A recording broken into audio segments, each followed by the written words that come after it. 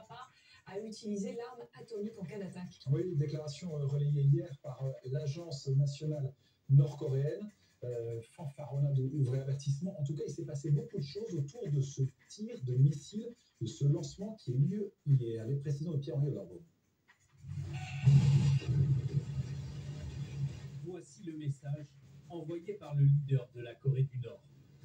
Des images diffusées par la chaîne d'État où l'on voit Kim Jong-un superviser le lancement test de ce missile appelé le missile monstre. Une arme balistique qui peut transporter plusieurs charges nucléaires. Une réponse aux menaces des États-Unis et de ses alliés. Un essai de cette arme hors norme qui se tient dans un contexte tendu entre les deux Corées.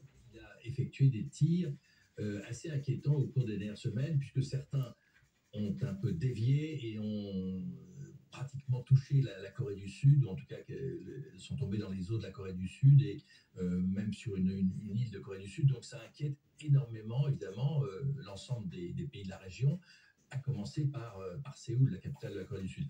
Il y a effectivement une sorte de logique, je dirais, infernale de ce régime qui est complètement coupé du monde. Un lancement auquel sa fille a assisté.